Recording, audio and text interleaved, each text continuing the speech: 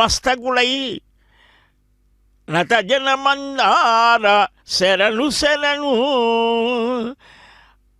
అదిగో ఆ ఆనంద కర్పూర నీరాజనాన్ని సమర్పిస్తూ గరుడ వాహనాధీశుడైనటువంటి ఆ దేవదేవుడు ఇంచుకైన వెంకటేశు గిరి శిఖరము కాంచుటే కలగవలే కాక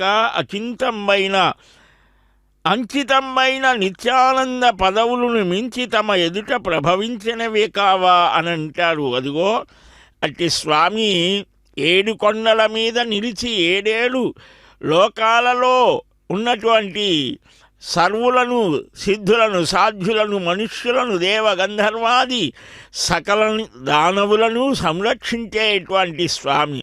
ఇతడొకడే సర్వేశ్వరుడు, సిత కమలాక్షుడు, శ్రీ వెంకటేశుడు అని పదకవితా పితామహుడు అద్భుతంగా గానం చేస్తారు.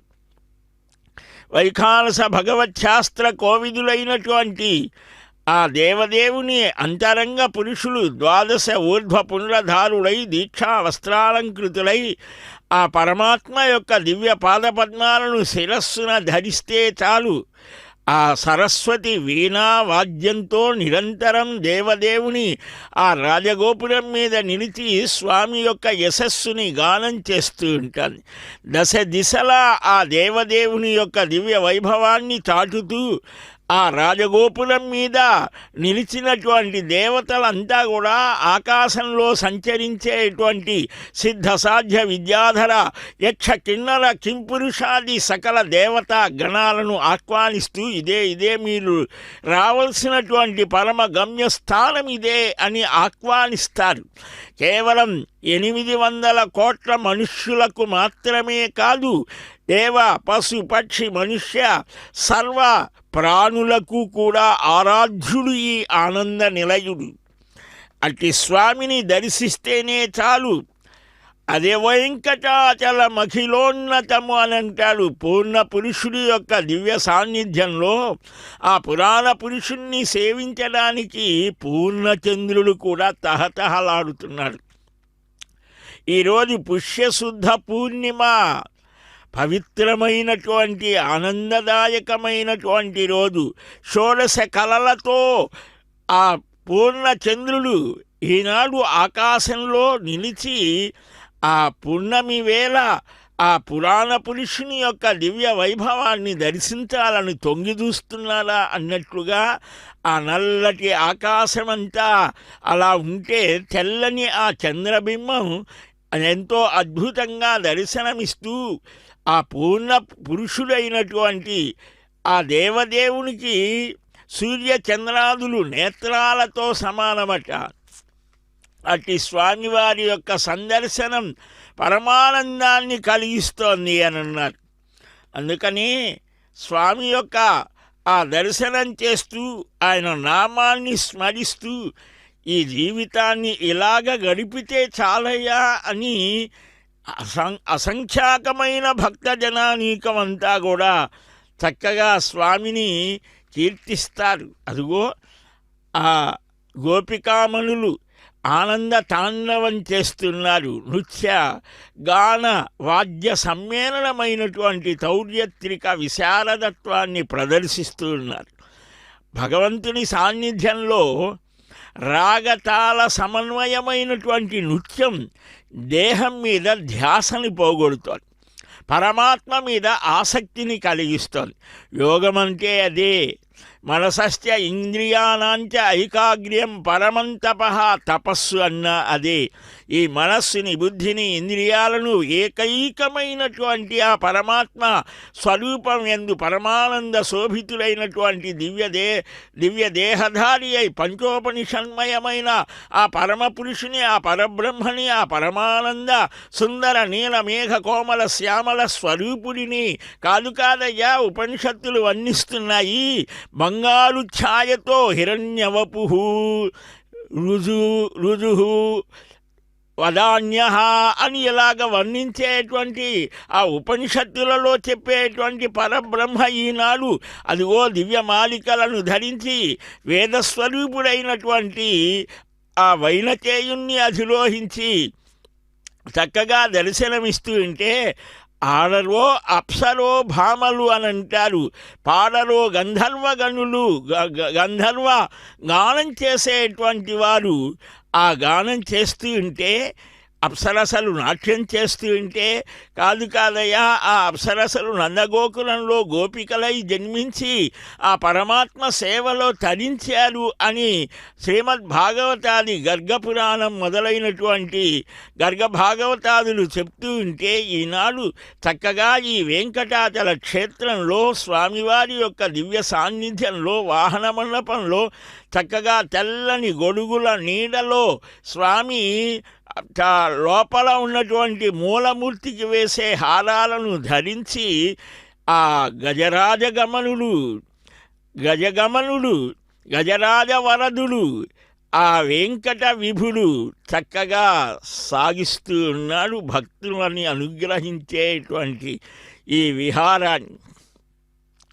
స్వామి దేవదేవ శ్రీనివాస వెంకటేశ, నీ దివ్య సాన్నిధ్యంలో ఒక ఆత్మారాముడు అనేటువంటి విప్రుడు, శంఖనుడు అనే మహారాజు, బ్రహ్మాది దేవతలు అన్ని యుగాలలో అన్ని విధాలుగా పరమాద్భుతమైన ఆనందాల్ని ప్రసాదిస్తూ కోరికలను తీరుస్తూ నిరంతరాయంగా భక్తులను ఆకర్షించే నీ దివ్య రూపాన్ని చూస్తే ఎంత ఆనందమయ్యా. ఒక ధర్మగుప్తుడు, సుమతి అనే విప్రుడు, తొన్నమాన్ చక్రవర్తి, కుమ్మర నంబి, ఇలా పరమభక్తుల వెంగమాంబ ఈ భక్తుల యొక్క స్మరణతో పులకితమవుతోంది. గోవింద. స్వామివారి యొక్క దివ్యమైనటువంటి వైభవోపేతమైన గరుడ సేవ, పున్నమి గరుడ సేవ ఇది.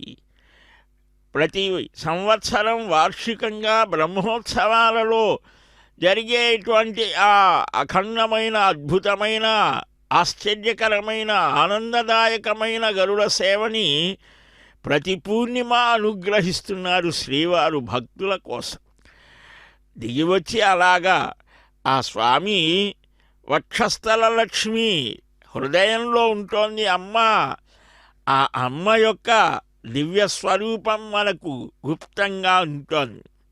హ్రీశ్చతే లక్ష్మీశ్చ పత్న్యౌ, పరమాత్మ ఎవరండి అని ప్రశ్నిస్తే వేదం చెప్తుంది లక్ష్మీదేవికి భర్త ఎవరో ఆయనే పరమాత్మ.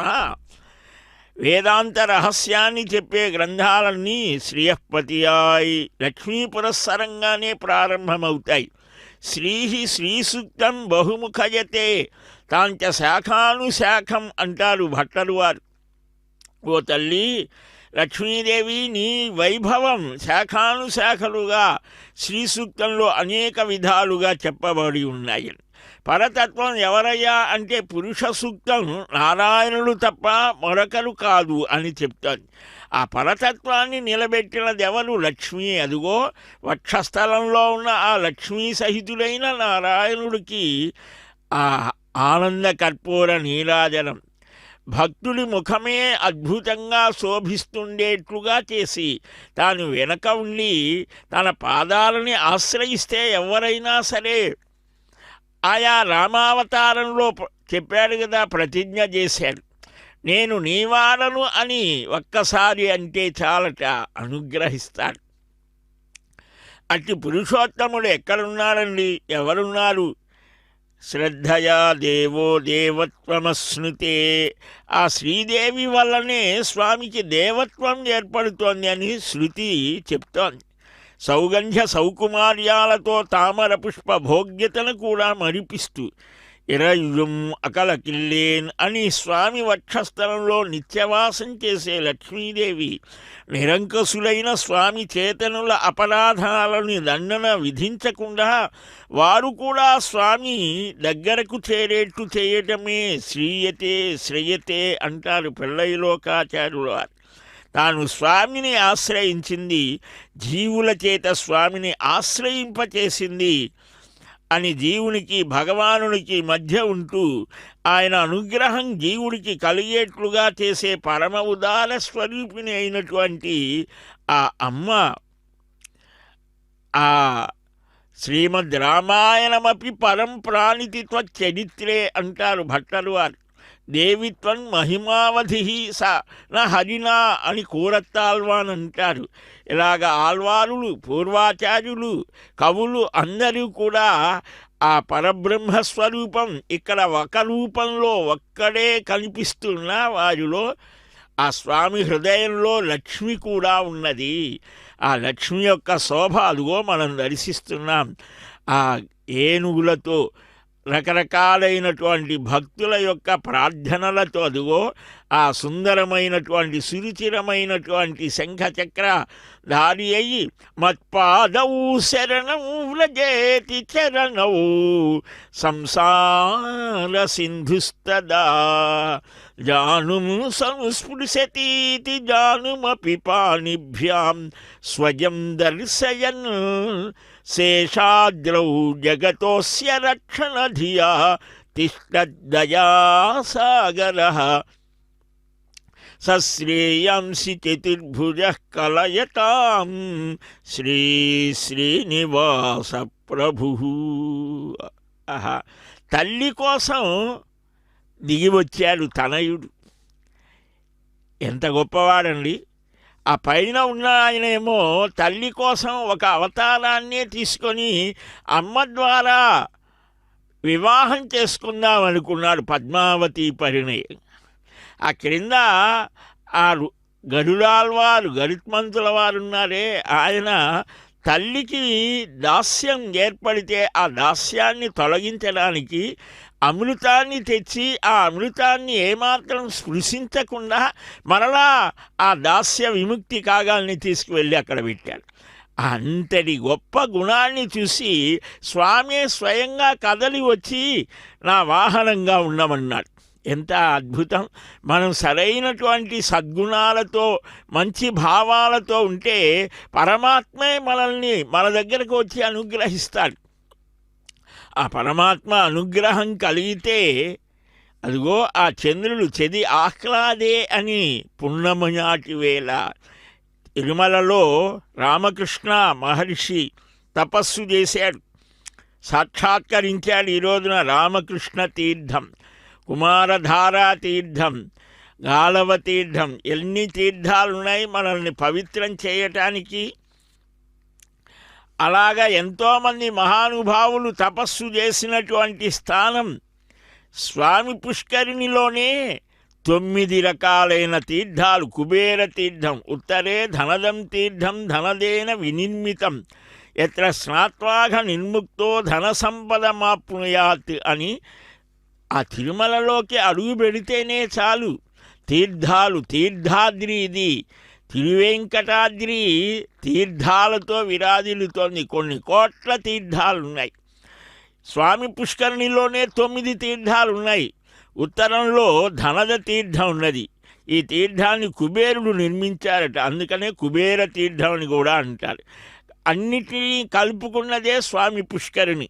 దాంట్లో స్నానం చేసి స్వామిని దర్శిస్తే చాలు. గాలవ తీర్థం అని ఉన్నది ఈశాన్య భాగంలో స్వామి పుష్కరిణిలో. ఈశాన్యం గాలవం తీర్థం గాలవేన వినిర్మితం, తత్ర స్నాత్వాచ పీత్వాచ భుక్తిం ముక్తించ విందతి. గాలవ మహర్షి నిర్మించాడది.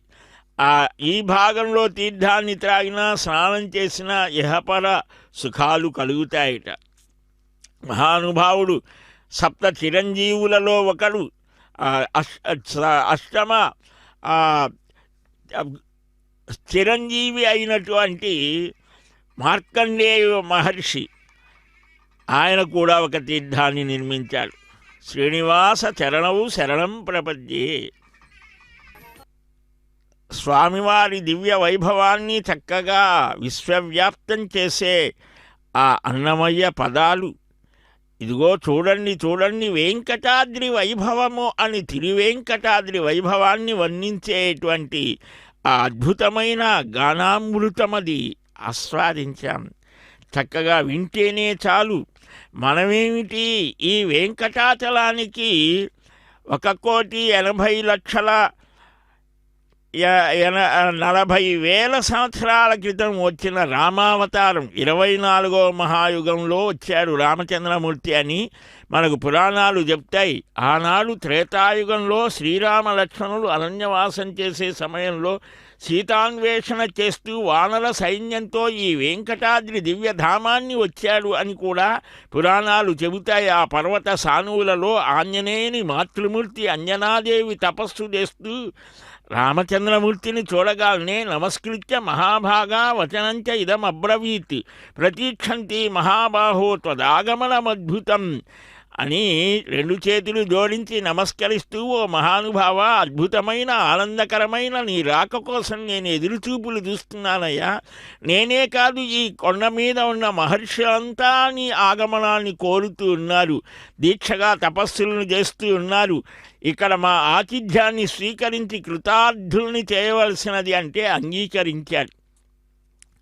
తమ జన్మలు ధన్యమయ్యాయి అని అన్నారు. ఆకాశగంగ తీర్థం దగ్గర అంజనాదేవి ఆశ్రమానికి వెళ్ళి అనుగ్రహించాడు. రామాయ శ్రీ వెంకటేశాయ నమః అని శ్రీవారి నామాల్లో కూడా వస్తోంది. అదిగో ఆ తిరువెంకటాద్రి వైభవాన్ని దశ దిశలా చాటేటువంటి అద్భుతమైనటువంటి ఆ దివ్యమంగళ రూపాన్ని దర్శించినటువంటి ఆ మహిళామ తల్లులు నృత్యం చేస్తూ సంకీర్తన చేస్తూ ఉంటే, ఆనాడు కూడా ఆ స్వామి పుష్కరిణికి చక్కగా చేరి ఈ వానరులంతా కూడా ఒకసారి ఆ సమయంలో రామచంద్రమూర్తి విడిది చేసినప్పుడు స్వామి పుష్కరిణికి ఈశాన్య దిక్కులో ఒక చీకటి గుహ కనిపించిందిట. ఏముందో చూడాలని ఒక కుతూహలం కలిగి లోపలికి ప్రవేశిస్తే పెద్ద వెలుగుతో ఒక మహానగరం కనిపించింది. వారంతా మహావిష్ణువులాగానే శంఖచక్రధారులై ఉన్నారు, తెల్లని వస్త్రాలతో ఉన్నారు. ఆ నగర మధ్యంలో సూర్యప్రకాశంతో వెలుగొందే ఒక దివ్య విమానం మేరు శిఖరంలాగా ఉన్నది. చతుర్బాహం ఉదారాంగం శంఖచక్రధరం పరం పీతాంబరధరం సౌమ్యం ఆసీనం కాంచనాసనే ఫణామణి మహాకాంతి విరాజిత కిరీటినం భోగి భోగే సమాసీనం సర్వాభరణ భూషితం అని కోటి సూర్య ప్రకాశంతో వెలిగే ఆ బంగారు విమానం మధ్య భాగంలో ఆదిశేషుని పడగల మీద దివ్యమణులు ప్రకాశిస్తూ ఉంటే శయనించిన చతుర్భుజులైన శ్రీ మహావిష్ణువు దర్శనమిచ్చాడట. అట్టి మహావిష్ణువు యొక్క వైభవాన్ని జీయర్ స్వాముల వారు చక్కగా గానం చేస్తూ శిష్య బృందంతో సాగుతూ ఉన్నారు.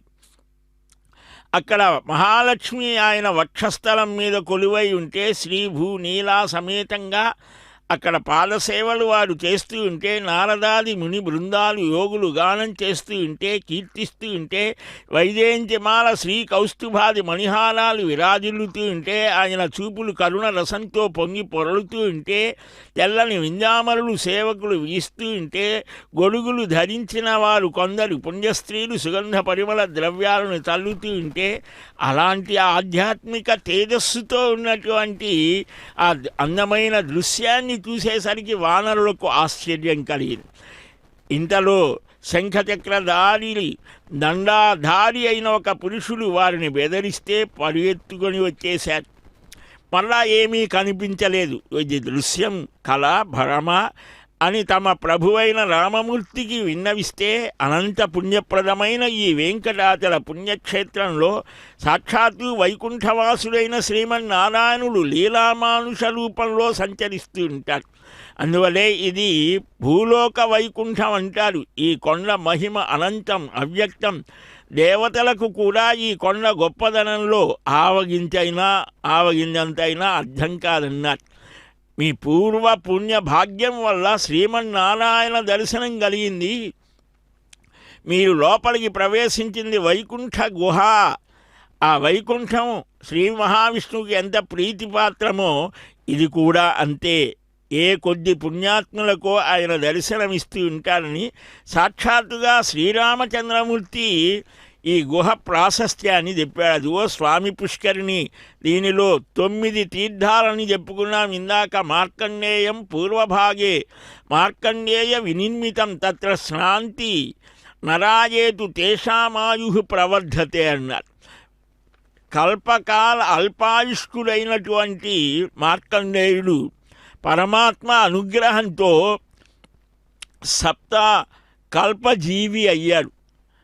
అలాంటి మార్కండేయ తీర్థం ఆయన చేత నిర్మితమైనది కూడా ఇక్కడ ఉన్నది. అగ్నినా నిర్మితం తీర్థం ఆగ్నేయం పాపమోచనం దక్షిణే యమతీర్థంతు నరకోత్తార కారణం అని చూపించారు. ఇలాగ సకల తీర్థాలతో విరాజిల్లేది వెంకటేశ్వర శరణు శరణు గోవింద. వెంకటేశ శరణు శరణు, దేవదేవా శరణు శరణు అని అన్ని అవతారాలలో దేవతలంతా శరణాగతి చేశారు. మనం కూడా ఆ పనే చేయాలి. శరణాగతి చేయటమే మనుష్యులు చేయవలసినటువంటి పని. ఎంత అద్భుతమైన అందమైన సంకీర్తనో, మన హృదయాలను తట్టి లేపేటువంటి వైకుంఠ నాయకుడికి శరణు శరణు అని మనం పిలిస్తే పలికేటువంటి దేవదేవుడు. అది కారణవైకుంఠం అన్నారు, ఇది కార్యవైకుంఠం. అది నిత్య వైకుంఠం, ఇది లీలా వైకుంఠం. లీలా విభూతి, నిత్య విభూతి. ఇలాంటి ఆ అద్భుతమైనటువంటి స్థానం, ఆ వైకుంఠం నుంచి వచ్చినదే ఈ స్వామి పుష్కరిణి. ఒకానొక కాలంలో కలువలతో సంపెంగలతో చక్కని శోభాయమానంగా ఉన్నటువంటిది. ఆ సకల తీర్థాలతో సరస్వతి నదిగా వచ్చి స్వామిని వేడుకొని ఇక్కడ ఉన్నది. అందుకనే మార్గశిల శుద్ధ ద్వాదశి ఈ స్వామి పుష్కరిణి తీర్థముక్కోటి అంటారు. ఆనాడు 360 కోట్ల నదులన్నీ తీర్థాలన్నీ వచ్చి కలుస్తాయిట. ఆ స్వామి యొక్క అద్భుతమైన రూపం అచింత్యం, అంటే ఆలోచనకు అందనిది. అచింత్యాద్భుత నిత్యవన స్వభావ లావణ్య రత్నాకరుడుగా స్వామిని స్మరిస్తారు. జ్ఞాననేత్రాలతో దర్శించేటువంటి వారికి ఆ అద్భుతమైన పరబ్రహ్మ రూపం సాక్షాత్కారం అవుతారు. నిరంతరం ఆయన గాథల్ని స్మరిస్తారు, ఆయన పాటలే పాడుతారు. వారికి ఇతరమైనవేవి పట్టవట. ద్వాపరయుగంలో గోపికలు అలాగా నస్మరు వారి పని చేస్తూనే మనస్సంతా కూడా ఆ గోవిందునితో నిండిపోయేదిట. మనం చేసే ప్రతి పని కూడా భగవత్ సంబంధమై ఉన్నప్పుడు మన జీవితం ధన్యమవుతుంది. అది పరమాత్మ యొక్క పని అవుతుంది. వంటలు చేస్తాం భోజనానికి, మన కోసం కాదు, భగవంతుడికి నివేదన కోసం. సంతానాన్ని పొందుతాం దేనికోసం? భగవత్ సేవ కోసం. ఇలాగ ప్రతి పని కూడా భగవత్ సంబంధం కలిగి ఉంటే యజ్ఞమయమైన జీవితం అవుతోంది అన్నారు. అదిగో అడుగడుగునా కర్పూర నీరాజనాలు దక్షిణ మాల వీధి నుంచి పశ్చిమ మాల వీధిలోకి ప్రవేశించారు. అడుగడుగునా ఆ ప్రారంభంలో మనకు తొండమాన్ చక్రవర్తి మొదలైన మహానుభావులంతా ఆ సౌధం ముందు నిలుస్తారు. అలాగ మలుపు తిరిగే స్థానంలో హతీరాం బాబాజీ రాముడిని దర్శించారట శ్రీవారిలో. అక్కడి నుంచి అడుగు వేస్తే చాలు ఆ తిరుమల నంబి తీర్థకైంకర్యం చేసిన మహానుభావుడు. ఎంత అద్భుతమైన భక్తులో వీరంతా. ఇంకా ఈ మూలకొచ్చాడు. ఇక్కడ నిలిస్తే అనంతాల్వారు అడుగు కదలనివ్వడాయన. పూల సేవ చేశాడు ఆయన. పుష్పకైంకర్యం చేశాడు. ఇంకా సాగితే శ్రీనివాసమఖి, తరిగొండ వెంగమాంబ వీరంతా కూడా త్యాగయ్య గారు తెరతీయగరాదా అని సంకీర్తన చేశారు. నాలో ఆ అజ్ఞానమనే అహంకారమనేటువంటి తెరతీయవయ్యా, తిరుపతి వెంకటరమణ నీ దర్శనం ఆహా ఎంత ఆనందాన్ని ఇస్తోందయ్యా. ఆ గరుత్మంతుడు మూర్తీభవించినటువంటి సేవాస్వరూపం, వేదస్వరూపం. అఖిల వేదాలన్నీ కూడా ఆ పరమపురుషుణ్ణి స్తుతిస్తాయి, గ్రహించమని చెబుతాయి మనుష్యుడిని. ఓ మానవా ఈ ఇతరమైన ఆలోచనల్ని నీవు మానవయ్యా, ఈ పరమాత్మ స్వరూపాన్ని నువ్వు క్రొత్తవాడివి కాదు. పరమాత్మ యొక్క దివ్యమైనటువంటి రూపాన్ని హృదయంలో ధారణ చేస్తూ ఉండటానికే నీవు పుట్టావురా. మమైవాంశో జీవలోక జీవలోక సనాతన. స్వామి స్వయంగా చెప్పాడు. అదిగో అట్టి స్వామికి దివ్యాభరణాలతో శ్రీనివాసుడు ఆ లక్ష్మిని ఎప్పుడు కూడా హృదయంలో ధరిస్తాడు. అమ్మ ఎప్పుడు స్వామిని ధరిస్తాడు. ఒక అపూర్వమైనటువంటి దాంపత్యం కదా అది. మనుష్యుడైనటువంటి వాడు అలాగ నడవాలి. యదా యదా కలిహి కాలో యదా వా జనతా గిరౌ తదా గుహాయాం తస్యాంతు వసిష్యంతీతి నశ్రుతం. కలికాలం సంభవిస్తే, జనసమ్మర్దం ఎక్కువైతే శ్రీమన్నారాయణుడు రహస్యంగా అగోచరుడై గుహలో ఉంటాడట. ఈ వెంకటాచల మాహాత్మ్యం అనంతమైనది. అందువల్లే సర్వాంతర్యామి ఆ వైకుంఠవాసుడు లీలాస్వరూపుడై తన నిత్యసూరులతో నిరంతరం ఇక్కడ విహరిస్తూ ఉంటాడట. అదిగో స్వామి నిత్యాయ నిరవజ్ఞాయ సత్యానందచిదాత్మనే సర్వాంతరాత్మనే శ్రీమద్వేంకటేశాయ మంగళం. స్రగ్భూషాంబరహేతీనాం సుషమావహమూర్తయే సర్వార్తిశమనాయాస్తు వెంకటేశాయ మంగళం. అదిగో ఆనంద కర్పూర నీరాజనం. ప్రతివాది భయంకరుడైన అన్నన్ మహానుభక్తుడు ఆయన తమ గురువుగారితో ఆ శ్రీనివాసుని దర్శించిన వేళ ఆసుగా అప్పటికప్పుడు చెప్పినటువంటి ఆ సుప్రభాతం స్తోత్రం శరణాగతి ఎంత అద్భుతమైనది. స్మరిస్తేనే చాలు. సమస్త తీర్థాల యొక్క విశేషం ఇక్కడ మనకు 7 కొండలలో నిలిచినటువంటి స్వామిని మన కనుల ముందు సాక్షాత్కరింపచేస్తాయి. కృతే ఋషాద్రిం వక్ష్యంతి త్రేతాయాం అంజనాచలం ద్వాపరే శేషశైలేతి కలౌ శ్రీ వెంకటాచలం నామాని యుగభేదేన శైలస్యాస్య భవంతి అని ఆ గరుత్మంతులు వెనకాల ఉన్నటువంటి ఆ ధ్వజస్తంభాన్ని దర్శిస్తున్నాం. శరణాగతి చేద్దాం. గోవింద. గరుడ వాహనం మీద వేంచేస్తూ ఉండేటువంటి ఆ అద్భుతమైన గజరాజ వరదుడు కామితార్థప్రదుడైనటువంటి స్వామి యొక్క వైభవాన్ని 12 ఆళ్వారులు చక్కగా కీర్తిస్తారు.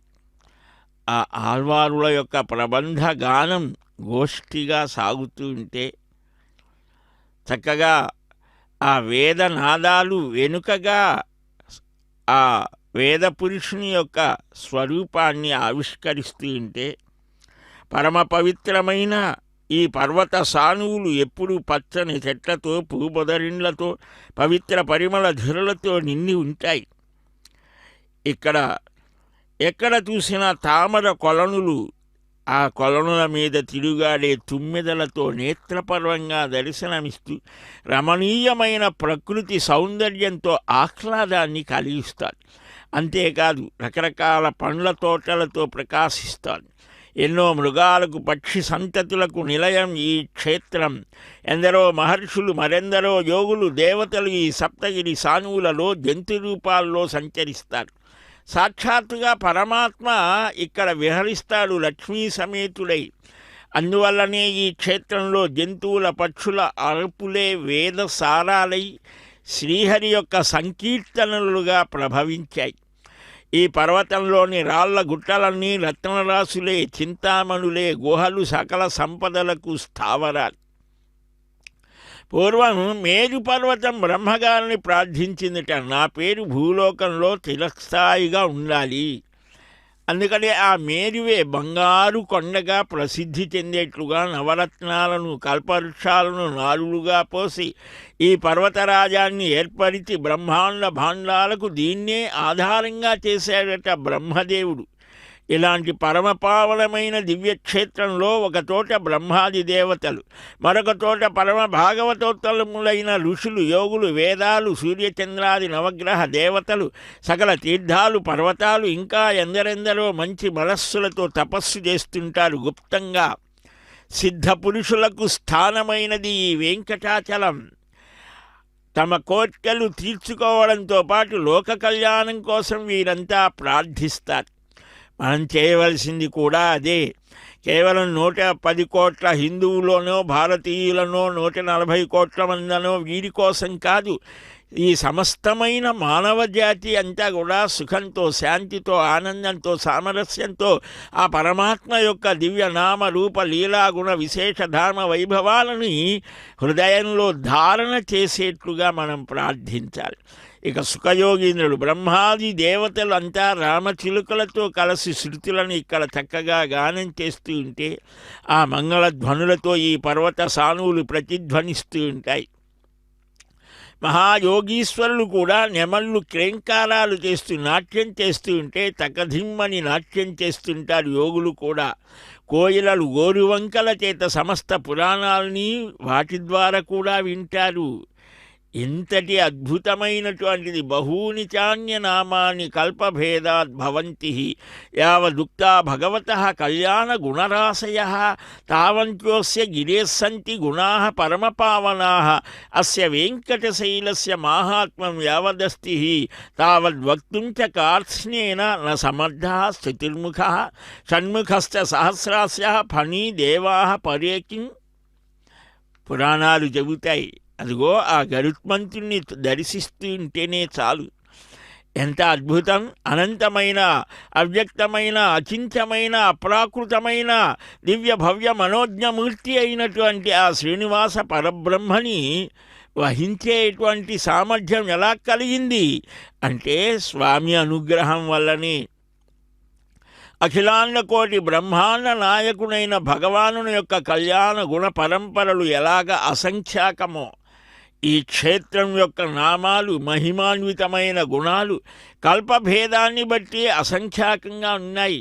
అలాంటి వెంకటాచల మాహాత్మ్యం, ఆ వెంకటాద్రి మీద వెలసిన ఆ వెంకట విభుని యొక్క మహత్వాన్ని చెప్పడానికి 4 ముఖాలు కలిగిన బ్రహ్మగారికి సాధ్యం కాదట. 6 ముఖాలున్నాయి ఎవరికి? షణ్ముఖుడు కుమారస్వామికి, ఆయనకు సాధ్యం కాదు.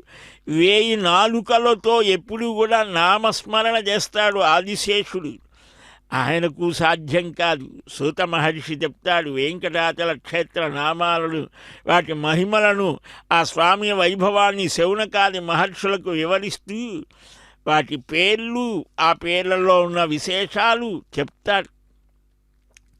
అలాగా స్వామి యొక్క స్మరణ చేస్తూ ఆ మహిళామ తల్లులు కోలాటాలు వేస్తూ ఉంటే ఆ చిక్కనైన పరస్పర విరుద్ధమైన సర్పరాజములు ఆభరణాలుగా కలిగినవాడు వేదాంత దేశకుల వారు. అందుకనే గరుడ గద్యలో చాలా అద్భుతంగా అభివర్ణిస్తారు ఆదిశేషుని యొక్క ఆ సంతతి, ఆ ఆదిశేషుని యొక్క ఆ పరంపరలో ఉన్నటువంటి సర్పాలన్నీ కూడా ఈ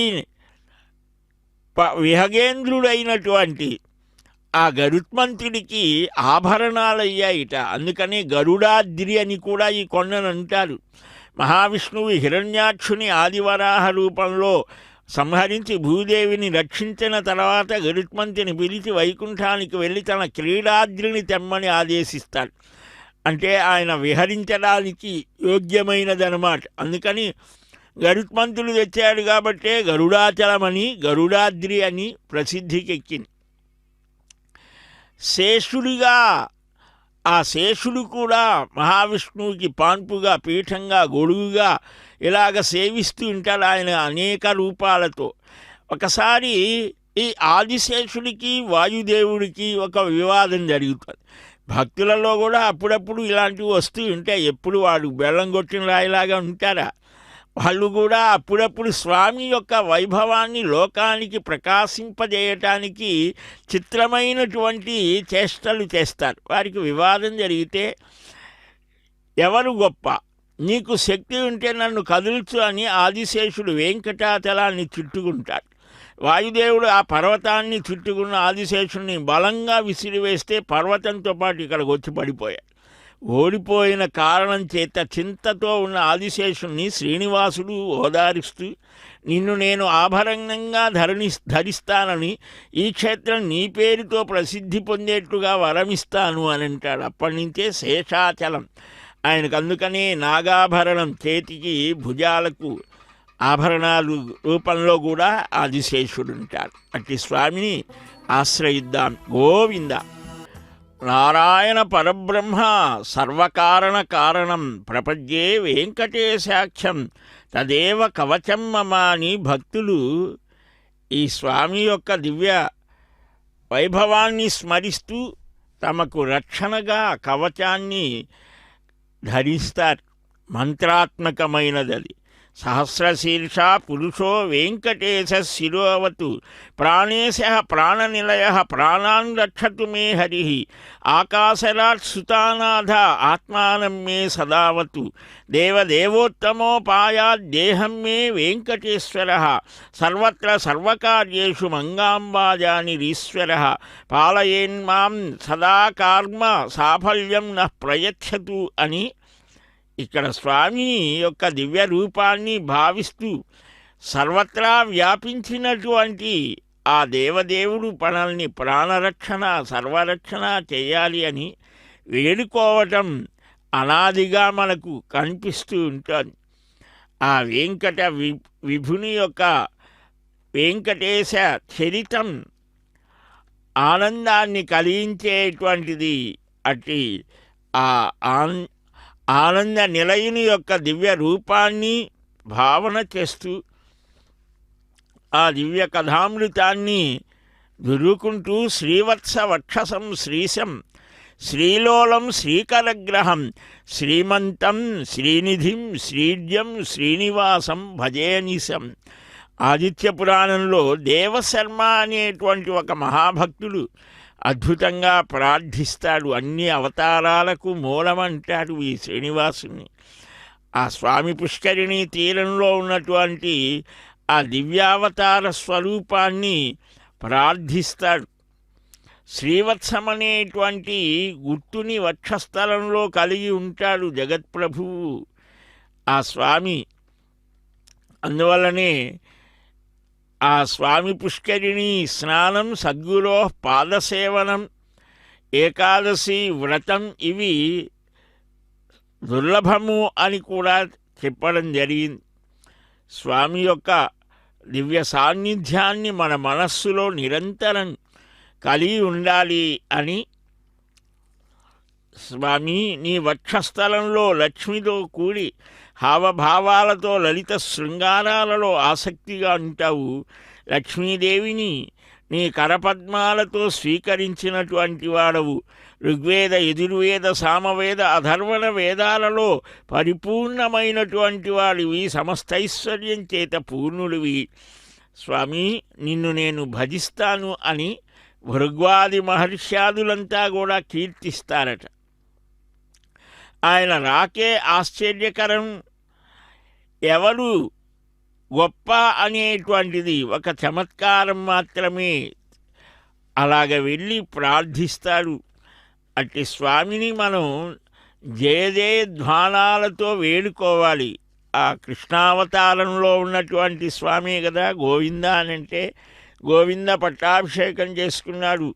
శ్రీమద్ భాగవత మహాపురాణం చక్కగా ఇంద్రాది దేవతలంతా వచ్చి సురభి కామధేనువు యొక్క క్షీరంతో అభిషేకం చేసి గోవింద అని గోవింద పట్టాభిషేకం అంటారు. కృష్ణుడికి కూడా ఒక పట్టాభిషేకం చెప్తున్నారు. భాగవతంలో ఉన్నది. హరివంశంలో కృష్ణుడికి ఒక మహారాజు రుక్మిణి స్వయంవరానికి వెళ్ళినప్పుడు పట్టాభిషేకం పొందినట్టుగా కనిపిస్తుంది. కానీ ఈ గోవింద పట్టాభిషేకం చాలా విశేషమైనటువంటిది. అందుకనే దాన్ని మర్చిపోలేకనే ఈ కలియుగంలో ద్వాపర యుగం చివరలో కదా ఆయన వచ్చింది. ఇది ప్రారంభం. కలియుగారంభంలో మళ్ళా శ్రీనివాసుడిగా వచ్చాడు. అందుకని గోవింద అంటే ఎంత ఆనందిస్తాడో.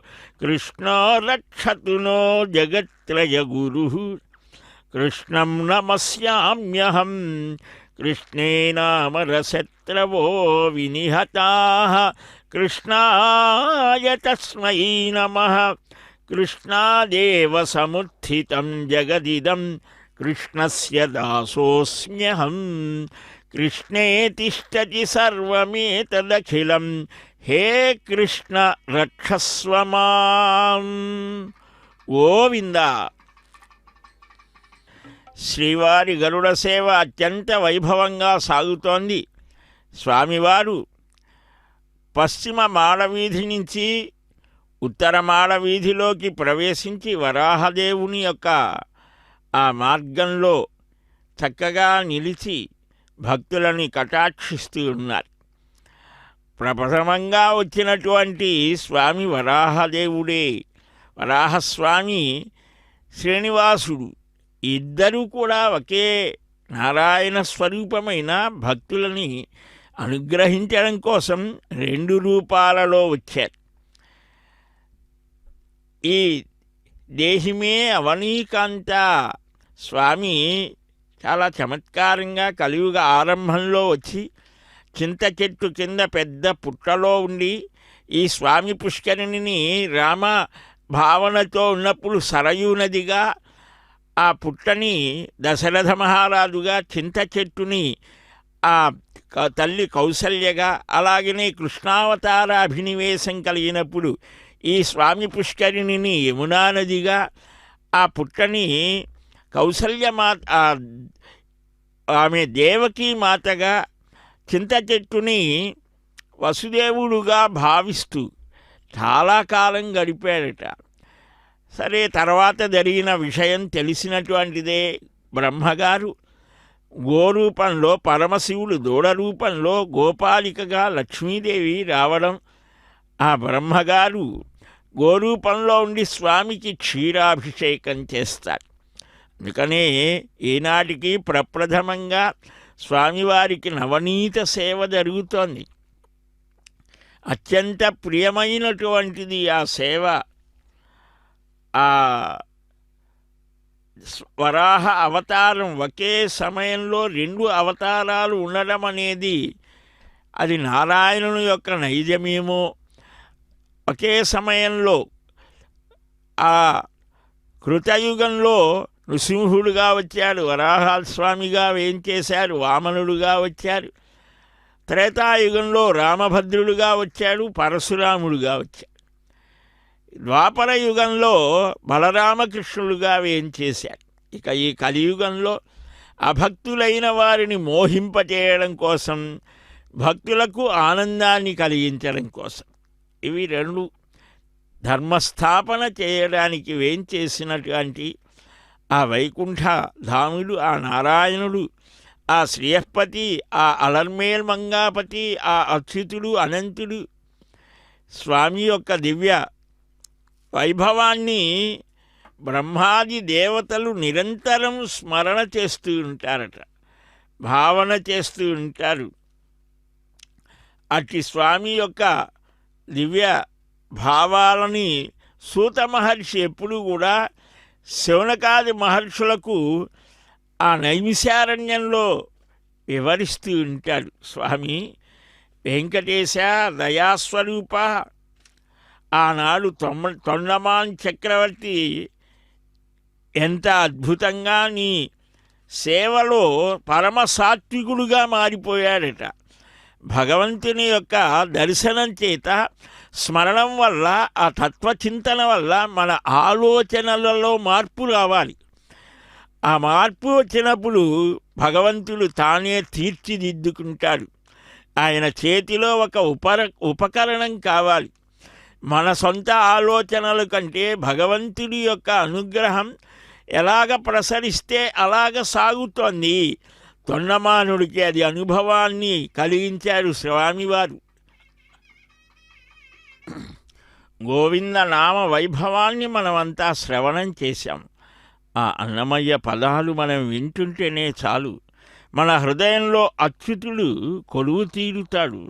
సమస్త తీర్థయాత్రా ఫలం స్వామి సందర్శన వల్లే శ్రీ వెంకటేశ్వర భక్తి మాధ్యమం ద్వారా మన గృహాలలో ప్రతి పూర్ణిమ రోజున ప్రత్యక్షమై మనల్ని చక్కగా అనుగ్రహిస్తూ మన కనులు కరువు తీరా ఆ కాంచన శోభితుడు అయినటువంటి కనకాంబరధారి అయినటువంటి కామితార్థ ప్రదాత అయినటువంటి ఆ స్వామివారిని కమనీయంగా దర్శించే మహద్భాగ్యం కలుగుతోంది. అదిగో ఇప్పుడు ఆ స్వామి పుష్కర తీర్థ సాన్నిధ్యంలో పుష్కర హారతి జరుగుతోంది. అస్తి శ్రీ వెంకటో నామ ప్రజిత పర్వతోత్తమ.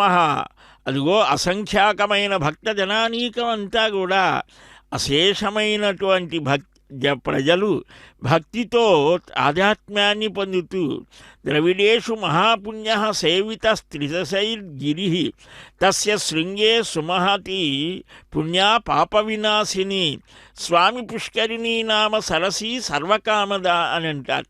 సకల దేవతల చేత సేవించబడే వెంకటాచలంలో స్వామి పుష్కరిణి అద్భుతమైన సరస్సు, దాన్ని సేవించమంటారు. అదిగో ఆ పుష్కర హారతిని సమర్పిస్తూ సకల దేవతలంతా కూడా సన్మార్గంలో నిలిచేటువంటి మానవులని అనుగ్రహించేటువంటి సర్వపాపహరే పుణ్యే నానాధాతు వినిర్మితే స్వామి పుష్కరిణీ చేతి తీర్థమస్తి మహత్తరం అని చక్కగా అనేకమైన విశేషాలతో చెప్పారు. ఈ తీర్థరాజం అదిగో స్వామికి నక్షత్రహారతి సమర్పిస్తూ ఉన్నారు. ప్రపంచంలో ఉన్న సర్వమానవ కోటి కూడా 27 నక్షత్రాలకు సంబంధించే ఉంటారు కనుక వారందరినీ దృష్టిలో ఉంచుకొని సర్వులకు కూడా శాంతి ఆనంద సన్మార్గ భావనలు కలిగేట్లుగా నక్షత్రహారతిని సమర్పిస్తూ ఉన్నారు. ఆ స్వామివారికి ఆగమోక్త ప్రక్రియలో అనేక హారతులు సమర్పిస్తారు. రాజా రాష్ట్ర గ్రామ అందరూ కూడా క్షేమంగా ఉండాలని భావిస్తారు. జల రూపంలో ఉన్నటువంటి నారాయణుణ్ణి పుష్పాలతో అర్చిస్తూ ఉన్నారు. స్థల రూపంలో, జల రూపంలో, భూరూపంలో, ఆకాశ రూపంలో, ఇలాగ స్థండిల రూపంలో అనేక మార్గాలలో సూర్యమండలాంతర్గతంగా ఇలాగ అనేక స్థానాలలో విరాజిల్లుతూ ఉంటాడు. ఆ శ్రీమన్నారాయణుడిని పంచభూతాత్మక స్వరూపుడిని అనేక రకాలుగా మనం అర్చించాలి అని కూడా మనకు ఈ సనాతన ధర్మం బోధిస్తోంది. కేవలం మనం చూసే రూపమే కాదు, అనేక రూపాలలో స్వామి ఉన్నాడు. అందుకనే సర్వభూతాంతర్వర్తి అంతర్యామి స్వరూపం. అట్టి ఆనంద నిలయుడికి చక్కగా ఆనంద కర్పూర నీరాజనాన్ని సమర్పించి ఇప్పుడు ఆ పుష్కరిణికి కూడా శోభాయమానంగా మంగళహారతులు సమర్పిస్తూ శ్రియకాంతాయ కళ్యాణ నిధయేర్ధినాం శ్రీవేంకట నివాసాయ శ్రీనివాసాయ మంగళం. స్రగ్భూషాంబరహేతీనాం సుషమావహమూర్తయే సర్వార్తిశమనాయాస్తు వెంకటేశాయ మంగళం. స్వామి జయము జయము అని శ్రీ వెంకటేశ యాత్రార్థం గచ్చధ్వం సుదృఢవ్రతాః విష్ణు సందర్శనం కృత్వా భక్తిమంతో జితేంద్రియాః అని ఆ స్వామిని ప్రార్థిద్దాం. గోవింద వెంకటాద్రివాస గోవింద గోవింద. ఆ పరమపురుషుని యొక్క దివ్య వైభవాన్ని అనేక విధాలుగా కవులు స్తుతిస్తూ ఉంటారు. వాగ్గేయకారులు ఆ వైభవాన్ని అభివర్ణిస్తారు. స్వామి, మాకు దృఢమైన భక్తి లేదయ్యా, అయినప్పటికీ కూడా నీ దర్శనం చేత అట్టి మహద్భాగ్యాన్ని కలిగించు, అనుగ్రహించు అని వేడుకుంటారు. అదిగో ఈ సాన్నిధ్యంలో ఇప్పటిదాకా మంగళవాద్యాలు మ్రోయించి చక్కగా ఆ స్వామి యొక్క అనుగ్రహాన్ని పొందినటువంటి వాద్య సమ్మేళనంతో వారు చక్కగా స్వామికి ప్రదక్షిణపూర్వకంగా తమ వాద్యాన్ని విన్నవిస్తూ ఉన్నారు. వేదగానం చేస్తారు, ప్రబంధ గోష్ఠి చేస్తారు, ఇలాగ సంకీర్తనలు చేస్తారు, వాద్యాలు వినిపిస్తారు. అన్నీ కూడా ఆయన నుంచి వచ్చినవే. ఆ భగవంతుని యొక్క అనుగ్రహం ఉంటేనే అవి కూడా మనకు లభ్యమయ్యేది. సకల కళలు కూడా భగవన్నివేదితం కావాలి. మనుష్యుడి కోసం కాదు, భగవంతుడి కోసం మనం ఉండాలి. ఆ భగవంతుడికి నివేదన చెయ్యాలి అన్నీ కూడా. అందుకనే అదిగో ఆ కుంభహారతిని సమర్పిస్తున్నారు ఆగమోక్తంగా. నిత్యాయ నిరవధ్యాయ సత్యానందచిదాత్మనే శ్రీమద్వేంకటనాథాయ శ్రీనివాసాయ మంగళం. మంగళాశాసనపరై మదాచార్య పురోగమై సర్వై పూర్వాచార్యాయ మంగళం అని ఆ స్వామి యొక్క దివ్య సాన్నిధ్యంలో అడుగడుగునా కూడా కర్పూర నీరాజనాల్ని అందుకున్నటువంటి స్వామి ఇప్పుడు చక్కగా కుంభ హారతిని అందుకున్నారు. భక్తులంతా కూడా రెండు చేతులు జోడించి నమస్కరిస్తూ తమ విన్నపాలను విన్నవిస్తూ ఉంటే చిరునవ్వులు చిందించే చిద్విలాసుడు శ్రీనివాసుడు అదిగో ఆనంద కర్పూర నీరాజనాన్ని చివరగా అందుకుంటారు. ఆ నీరాజన కాంతులలో వెలుగొందే స్వామిని ధగద్ధగాయమానంగా మణిరత్న ఖచితమైన వజ్ర ఖచితమైన ఆ తిరువాభరణాలతో ఉన్నటువంటి స్వామి తాను ధరించడమే కాదు, తన సేవకుడు తన భక్తుడైనటువంటి ఆ గరుత్మంతుడికి కూడా ఆ హారాలతో చక్కగా శోభాయమానంగా దర్శనమిచ్చేటువంటి స్వామి ఆ అందమైనటువంటి చిరునవ్వులు కలిగినటువంటి ఆ దేవదేవుని దర్శించి మయమరచిపోయిన భక్తులు ఆనందంగా గోవిందనామాన్ని స్మరిస్తూ తమ పిల్లలకు కూడా మన కులదైవతం మన పరదైవతం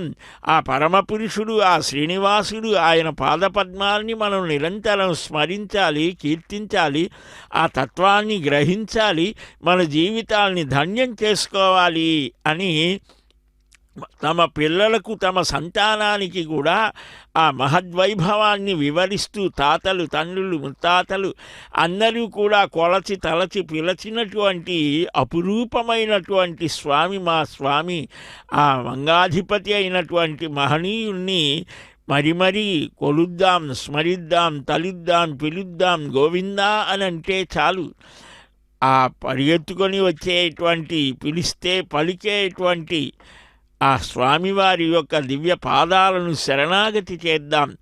ఆనుకూల్యస్య సంకల్ప ప్రాతికూల్యస్య వర్జనం రక్షిష్యతీతి విశ్వాస గోప్తృత్వ వరణం తథా ఆత్మనిక్షేప కార్పణ్య షడ్విధా శరణాగతి అని 6 లక్షణాలతో కూడినటువంటిది శరణాగతి.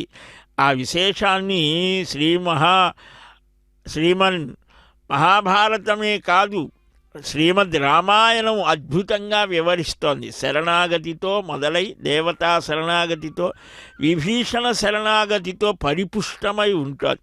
ఆ శరణాగతి అంటే ఏమిటి, దాని ప్రభావం ఏమిటి, దాని ప్రపన్నులైన వారు ఏ విధంగా ఆ పరమపురుషుణ్ణి పాదపద్మాలని వేడుకుంటారో ఇవన్నీ కూడా మనం చింతన చెయ్యాలి, మహాత్ముల ద్వారా తెలుసుకోవాలి. ఆ స్వామిని మనమంతా ఆశ్రయించాలి. గోవింద శ్రీ వెంకటేశ గోవింద శ్రీనివాస గోవింద శ్రీ వెంకటేశ గోవింద సీతానాయక గోవింద శ్రిత పరిపాలక గోవింద గోవింద హరి గోవింద గోకుల నందన గోవింద శ్రీనివాస గోవింద శ్రీ వెంకటేశ గోవింద శ్రీనివాస గోవింద శ్రీ వెంకటేశ గోవింద.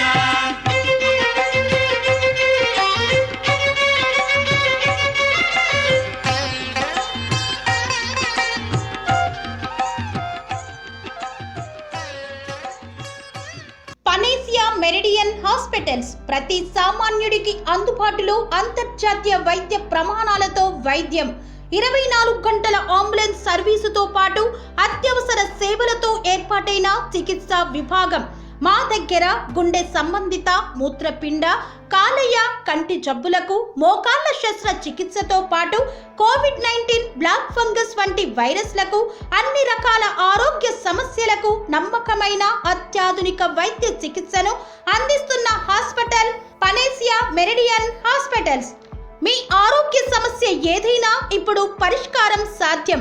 సంపూర్ణ ఆరోగ్యం కోసం సంప్రదించండి Panacea Meridian hospitals, opposite Beeramguda Kaman, RC Puram, Sangareddy district, pin code 502032. సంప్రదించాల్సిన ఫోన్ నెంబర్ 0845524177 మరియు 7893757770.